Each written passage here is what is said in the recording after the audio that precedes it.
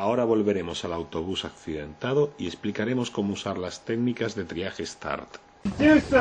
You can stand up and walk outside here over to the curb. Es importante agrupar a todas las víctimas leves fuera del autobús, dirigirlas a un lugar seguro y decirles que se queden ahí. Tan solo preguntando ¿quién puede caminar?, el rescatador ha conseguido catalogar a 9 personas como leves en cuestión de segundos. How are you two doing? You look okay. I need you guys to stick around to help me, so just wait right here, okay? Las personas sin heridas pueden ayudarnos a realizar los primeros auxilios que van a precisar los heridos. Esto forma parte del triaje inicial y asegura un rápido tratamiento. ¿Qué víctima llamará primero su atención? ¿El chico inconsciente? ¿El hombre cubierto de sangre? ¿La conductora del autobús que grita histérica? Como es imposible saber a primera vista cuál de ellos está más grave, debemos comenzar el triaje con la primera víctima que nos encontremos. El análisis de las víctimas comienza en el mismo momento en que la última de las personas que pueda caminar abandona la escena del accidente. El triaje START es simple y fácil de recordar. Tiene 3 pasos: RPM. Respiración, perfusión y estado mental. RPM. Cuando seamos los primeros en llegar al lugar de un accidente y tengamos varias víctimas, recordemos RPM. Ahora vamos a ver cómo usar estas recomendaciones para catalogar a cada víctima en menos de 30 segundos.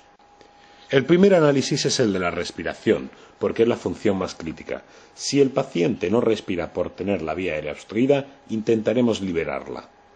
Para ello quizás tengamos que alinear el cuello, a pesar de que podamos provocar una lesión medular o agravar una ya existente. Si estamos solos, tan solo moveremos el cuello de aquellas víctimas que estén inconscientes y no respiren. Si no hacemos nada, el paciente que no tiene permeable la vía aérea morirá.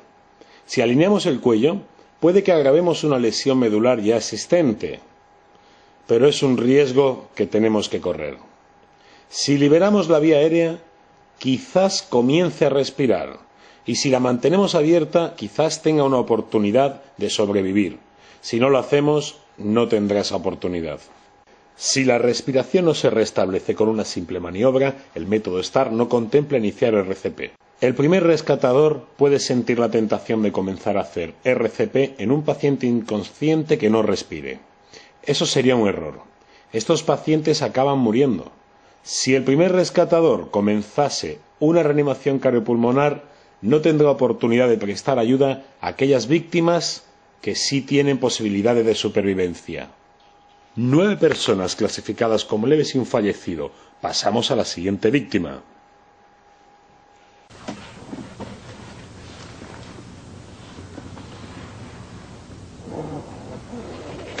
Yeah, you need help over here. Need you help support his head. Okay, just like this. Need you to help keep his airway open. Just like that, okay? Great. Don't let the airway close. Si el paciente comienza a respirar después de liberar la vía aérea, lo catalogamos como rojo y pasamos a la siguiente víctima. Para evaluar la respiración en un paciente, observamos su frecuencia respiratoria. Pacientes con más de 30 respiraciones por minuto serán clasificados como rojos, según el método START. Pasamos a la siguiente víctima.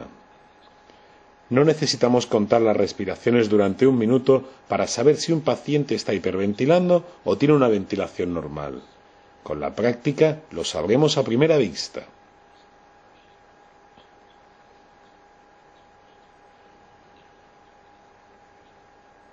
Si el paciente está respirando a menos de 30 respiraciones por minuto, pasaremos a evaluar el tercer y último paso, la perfusión. Vamos a hacer un resumen sobre la evaluación de la respiración según el método START. Si el paciente no respira, alineamos y liberamos la vía aérea. Si sigue sin respirar, es catalogado como fallecido. Si comienza a respirar, es catalogado como rojo. Pacientes que sí respiran, pero con una frecuencia superior a 30, son catalogados como rojos. Si la frecuencia respiratoria del paciente es menor de 30, Pasaremos al siguiente paso, la perfusión. En una situación complicada, la prueba más eficaz para comprobar la perfusión de un paciente es el relleno capilar. Para ello, presionamos sobre una uña del paciente, liberándola inmediatamente. Si la piel bajo la uña vuelve a recuperar su color rosado en menos de 2 segundos, la circulación es correcta. Si necesita más de 2 segundos, este paciente será catalogado como rojo y pasaremos a la siguiente víctima. El pulso radial también nos indica una volemia correcta. Si no encontramos pulso radial, probablemente la presión sistólica haya bajado de 80. Tendremos que elevar la pierna del paciente para garantizar el riego al cerebro, corazón y pulmones, y el paciente es catalogado como rojo.